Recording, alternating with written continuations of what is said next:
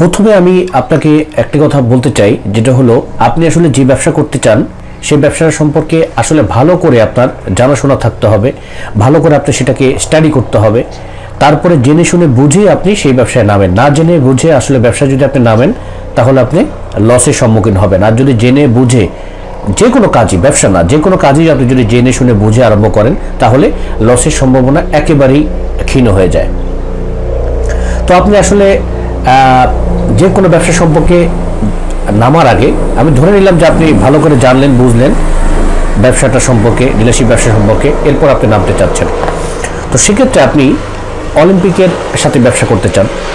তা আসলে ভালো কোম্পানির সাথে সবাই ব্যবসা করতে চায়, কিন্তু আসলে চাইলেই আসলে সে আসলে ওই ভালো কোম্পানিটা পায় না। এর কিছু নির্দিষ্ট ক্রাইটেরিয়া আছে। নতুন নতুন কোম্পানি যারা আছে তারাও আসলে একেবারে নতুনদের এই ব্যবসাটা দিতে চায় না, আবার কিছু কিছু ক্রাইটেরিয়া ফিল আপ করলে তাকে দেয়ও। তো এগুলো আপনাকে মানতে হবে। সবচেয়ে বড় বিষয় হলো আপনি যদি সাপোজ আমি অলিম্পিকের কথা বলি, আপনি যে সাধারণত উপজেলায় প্রতি উপজেলায় একজন করে ডিলার দেওয়া হয়।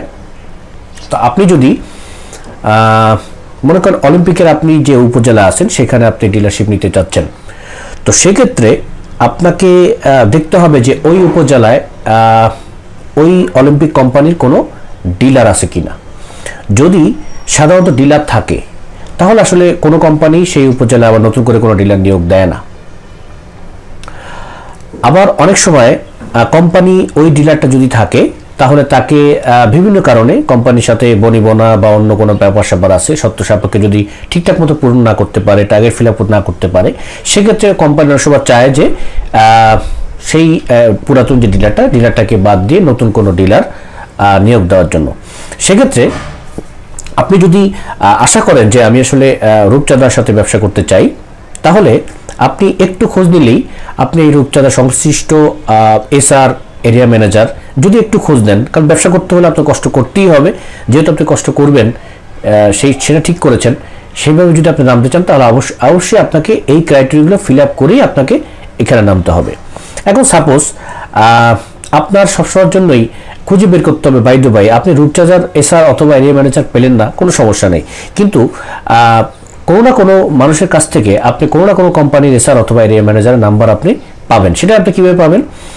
যে কোনো দোকানে, যে দোকানে আপনি যে কোম্পানি দিতে যাচ্ছেন সেই ক্রাইটেরিয়ার যে মালামালগুলো যে সমস্ত দোকানে, মুদি দোকানে বা অন্য কোনো দোকানে পাওয়া যায়, সেই দোকানে যদি আপনি খোঁজখবর নেন, ওই দোকানদারের বা ব্যবসায়ীর কাছে যদি জিজ্ঞাসা করেন, তাহলে আপনি ওই কোম্পানির সংশ্লিষ্ট যে কারো নাম্বার সেই লোক কিন্তু আপনাকে দিবে।